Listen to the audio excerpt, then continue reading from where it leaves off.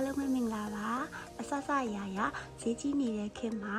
ခေါင်းတစ်လုံးကိုပိတ်စလေးတစ်စားရှိအောင်နဲ့ကိုယ်တိုင်ချုပ်တတ်မယ်ဆိုလို့ရှိရင်အိမ်သေးတွေရန်ကိုတက်တာရမှာဖြစ်ပါတယ်နော်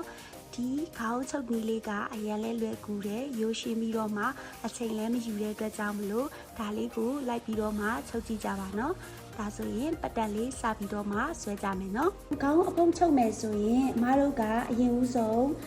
ခေါင်းရဲ့အကွာဝေးကိုတိုင်းရမယ်နော်အခုခေါင်းကွာဝေးကိုအမကတိုင်းပြပေးမယ်နော်ဒီလိုမျိုးအလျားလက်ကိုကြတော့အကျယ်လို့သတ်မှတ်လိုက်မယ်ပြီးတော့ဒီလိုတိုးတဲ့နေရာကိုကြတော့အရှည်လို့သတ်မှတ်လိုက်မယ်နော်အခုအမကအကျယ်နဲ့အရှည်ကိုတိုင်းပြမယ်နော်တိုင်းတဲ့အခါမှာခေါင်းနေမှာဒီမှာချုပ်ရိုးလေးရှိရယ်နော်ဒီချုပ်ရိုးလေးကနေစပြီးတော့မှတိုင်းမယ်ဒီဘက်မှာလည်းချုပ်ရိုးရှိတယ်ဟိုဘက်ချုပ်ရိုးဒီဘက်ချုပ်ရိုးကိုတိုင်းလိုက်မယ်နော်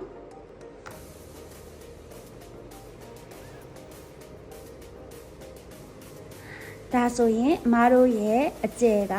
23လက်မရှိတယ်။ခေါင်းပြီးရင်ဒီပြန့်အတူလေးအရှည်လေးကိုတိုင်းလိုက်မယ်နော်။အရှည်ကိုတိုင်းတဲ့အခါမှာလည်းဒီမှာချုပ်ရိုးလေးရှိတယ်။ပြီးတော့ဒီမှာလည်းချုပ်ရိုးလေးရှိရယ်နော်။အဲ့ချုပ်ရိုးလေးနှစ်ခုကိုတိုင်းမယ်။ဒီအဖောင်းကွာဝေးတိုင်းရမယ်နော်။ဒီမှာဒီချုပ်ရိုးလေးမှာတက်တက်လေးထားမယ်။ပြီးရင်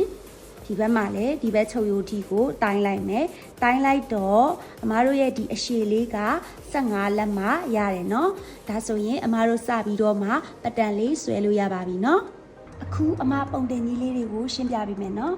အမတို့ခေါင်းတိုင်းလိုက်တဲ့အကျယ်အားကြတော့23လက်မရှိရယ်နော်23လက်မကိုချုပ်စာ2လက်မပေါင်းတော့ကြတော့25လက်မရတယ်အရှည်အားကြတော့15လက်မကိုချုပ်စာ2လက်မပေါင်းလိုက်တော့19လက်မရတယ်နော်ခေါင်းတစ်လုံးမှာအလကျန်းနဲ့မလကျန်းဆိုပြီးတော့မှ2မျိုးရှိတယ်ဒီခေါင်းအပေါ်ကျန်းက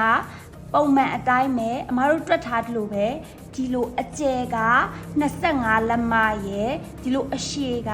18လက်မရဲ့ယူလိုက်မယ်နော်ဒီပုံစံအတိုင်းပဲပိတ်စတစားညက်လိုက်မယ်နော်ဒီမလကျန်းမှာကြတော့အချမ်းကြီးရဲ့အချမ်းသေးရဲ့ဆိုပြီးတော့မှ2မျိုးရှိတယ်အချမ်းကြီးအတွက်ကိုကြတော့မတို့ဒီ25တွေကနေကိုကဘလောက်လိုချင်လဲ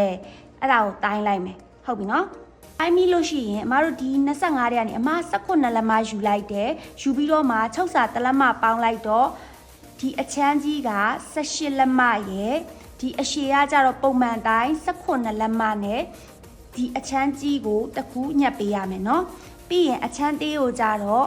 ဒီမှာက18လက်မယူထားတာဖြစ်တဲ့အတွက်25တဲ့ကနေပြီးတော့မှ18လက်မကိုနှုတ်လိုက်မယ်နော်25အနှုတ်18ဆိုတော့8လက်မကျန်တယ်เนาะဒီကနေပြီးတော့မှ8လက်မယူလိုက်မယ်ယူပြီးရင်ဒီမှာတွားပြီးတော့မှဖုံးရမယ့်အရာကိုကြတော့အမ3လက်မဖုံးလိုက်မယ်ဟုတ်ပြီเนาะအဲ့ဆိုရင်8နဲ့3နဲ့ပေါင်းတော့ကြတော့17လက်မအဲ့အတွက်အမတို့ဒီအချမ်းသေးကိုကြတော့အကျယ်ကို17လက်မယူမယ်အရှည်ကိုကြတော့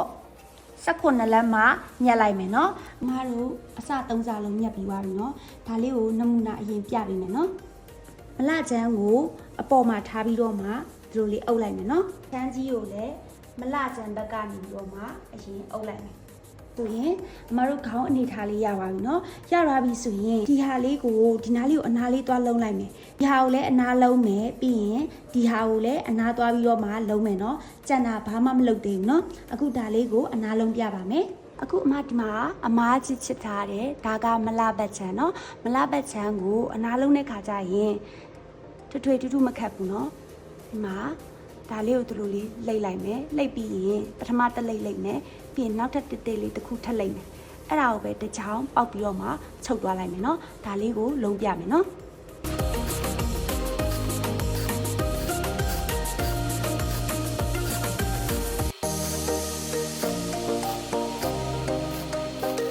ခန်းလေးကိုလည်းမလဘတ်ချမ်းကနေပြီးတော့မှအနားလေးလုံးမယ်เนาะ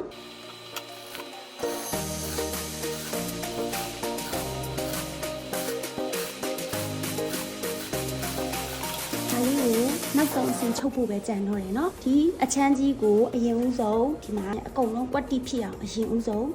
ပတ်တန်ပေါ်မှာထပ်လိုက်မယ်เนาะဒီအချမ်းသေးလေးကိုလာပြီးတော့မှအုပ်လိုက်မယ်အုပ်ပြီးတာနဲ့ အားလုံးပင်ထိုးပြီးတော့မှမတို့ကပတ်လဲတလက်မစီခြံခဲ့တယ်နော်တကယ်လို့ကိုကတလက်မမချုပ်ပဲနဲ့လေးစိတ်ပဲချုပ်လဲရတယ်နော်အခုပတ်လဲကိုမပင်ထိုးပြီးသွားပြီနော်ပင်ထိုးပြီးသွားပြီဆိုတော့ဒီကနေပြီးတော့မှတစ်ချောင်းလေးစိတ်အားလုံးကိုပတ်လဲသွားပြီးတော့မှချုပ်ခဲ့မယ်နော်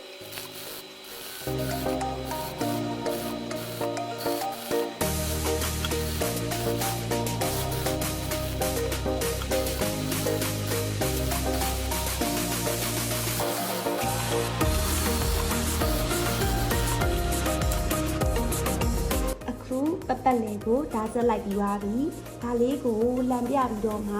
ခေါင်းအုပ်မှာဆွပြမယ်နော်အခုဒါလေးကိုခေါင်းအုပ်မှာဝတ်ပြမယ်နော်အခုဆိုရင်တော့လာပါပြီတည်တက်တဲ့ခေါင်းမိုးအစွပ်လေးကိုရပါပြီနော်ဒါလေးကအလှချမ်းလေးပြီးတော့ဒီဘက်ကကျတော့အလှဘက်ချမ်းလေးနော်အလှဘက်ချမ်းလေးကိုဟာလေးနဲ့နော်ကြည့်ရှုပေးတဲ့အတွက်ကျေးဇူးအများကြီးတင်ပါတယ်နော်